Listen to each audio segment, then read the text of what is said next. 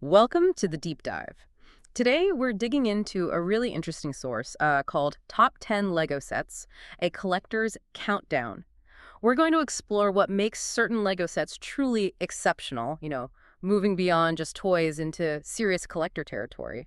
Get ready for some, well, pretty surprising insights into the Lego collecting world. Absolutely. And our goal here isn't just to, read off a list. We want to understand why these specific sets made the cut. What do they tell us about design, about pop culture, about what collectors are really passionate about? By looking closely at this particular countdown, you'll get a much better feel for the appeal and the real significance of these sets. Okay, sounds great. Let's jump right into the countdown itself. The source lays it out from number 10 down to number 1. I'm definitely excited to see what's on this list and figure out the why behind each choice. Yeah, and it's important to remember, right? A collector's top 10 isn't usually just about what's popular. It's often about, design innovation, maybe iconic status, or how well a set connects with a very specific group of enthusiasts. Okay, kicking things off then. At number 10, we have the Lego Ideas, the Insect Collection. Now, that's Yeah. interesting. Insects. Not maybe the first thing you think of for a top collector set, especially from the Ideas line. What's the story there? Well, that's what's so cool about the Ideas platform, isn't it? It surfaces these really niche, often highly detailed concepts, the insect collection. Yeah. It's got this sophisticated appeal that's way beyond just playing. It taps into adult interests like entomology, and they're fantastic display pieces, almost like little sculptures. It's unique because it translates something scientific into this visually stunning collectible form. Right, I see. From detailed nature models, we take a sharp turn for number 9. It's the Lego Speed Champions. Lamborghini Lambo V12 Vision GT. I mean, the name alone screams speed and high-tech design. Oh yeah, the Speed Champions line has huge appeal, especially with licensed vehicles.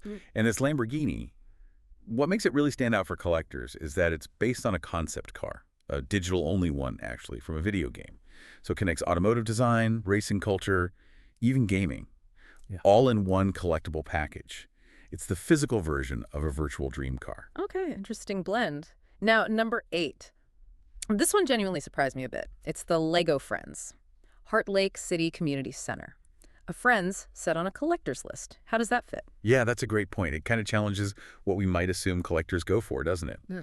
But sets like this, the ones focused on detailed environments and character interactions, they can be incredibly valued. It's about the world building.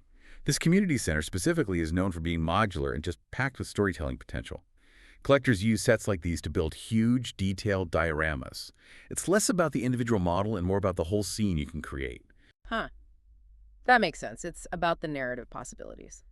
Okay, moving on. At number 7, we've got the Lego Technic, Mars Exploration Rover. Now, this feels more like classic collector territory, that mix of technology, real-world science. Definitely. Technic sets always draw people in with their functional design, their engineering accuracy. But this Mars rover, what elevates it, I think, for collectors is how it replicates really complex movements. Think articulated suspension, precise steering, things you rarely see done this well in Lego. It's a demanding build, sure, but the result is this mechanical marvel that really captures the spirit of space exploration. Right, the complexity itself is part of the appeal. Okay, number 6. This one's instantly recognizable. Lego Harry Potter, Hogwarts Castle and Grounds. Huge franchise appeal here. Immense appeal. You really can't overestimate the power of these big licensed properties, especially ones with worlds as loved as Harry Potter's. And this specific Hogwarts set, collectors see it as kind of the definitive modular version. You can expand it, connect it with other Potter sets. It becomes the cornerstone for building out that whole magical world. That modularity at this scale is pretty special. I see. It's the foundation for a bigger collection. Makes sense. Next up, at number 5, we stick with massive franchises. Lego Marvel, Avengers Tower, another iconic landmark. Exactly. It continues that theme, the power of these huge IPs. The Marvel Cinematic Universe, obviously, is gigantic. What's key with the Avengers Tower is the scale and the architectural detail. It's huge. And it's not just a facade. It's multi-layered, captures that key movie location perfectly. For collectors, it's like owning a piece of the MCU. You can display it with minifigures, recreate scenes. It brings the whole thing to life. Owning a piece of the story. Yeah, I get that. Okay, number 4 takes a different turn. Lego Icons. Medieval Town Square. We're shifting to history, architecture, under that Icons banner. Feels classic Lego, but elevated. Yeah, and what's fascinating here is how sets that tap into nostalgia or these historical themes really resonate. The Icons line is aimed squarely at adults, focusing on detail. And in Medieval Town Square, that hits a sweet spot. It's about immersive world building, detailed architecture, but this one stands out for its density. So many little details, MIDI figure stories. Plus, it revisits that classic castle theme, but with modern techniques, so it's got nostalgia and sophistication. Wow, okay, from a bustling medieval town to something cozier. Number 3 is the Lego creator expert, Alpine Lodge. This seems all about architectural realism, that scenic charm. What's the specific collector appeal? Well, it fits right into that love for detailed architectural models you see in the Creator Expert line, which is now Icons, of course. The Alpine Lodge just offers this really immersive, charming build. Collectors seem to love its seasonal vibe, the incredibly detailed interior, and the clever ways it uses bricks to create textures like wood and stone. It's just a beautiful, almost serene display piece. It evokes craftsmanship. Okay, we're down to the final 2. And number 2, it's a legend. Lego Star Wars, Millennium Falcon UCS. Just saying, UCS, Ultimate Collector Series, tells you this is serious business. Huge scale, iconic ship. Why this Falcon? Right. So the UCS designation, it's a big deal in the collecting world. It means top-tier detail, massive size, often rarity.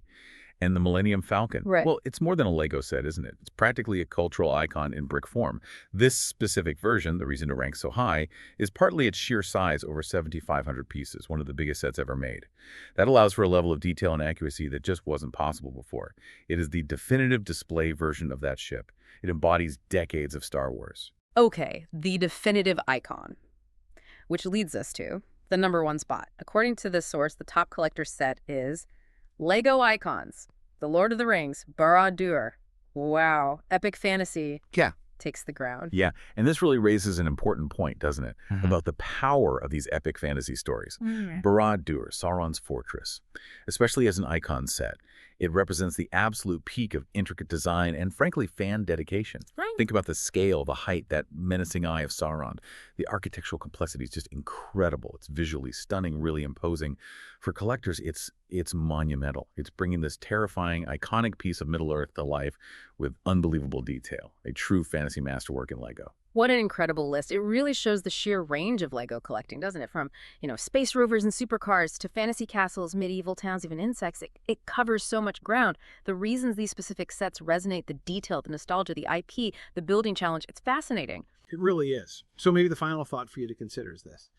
What does this particular lineup tell us? What does it reveal about that powerful link between our creativity, our fandoms, and that deep-seated desire we have to collect, to build, to hold tangible pieces of our reality, and maybe even more so, our imaginations? Makes you wonder what overlooked theme or maybe what new innovation will capture imaginations next and top a future list, doesn't it?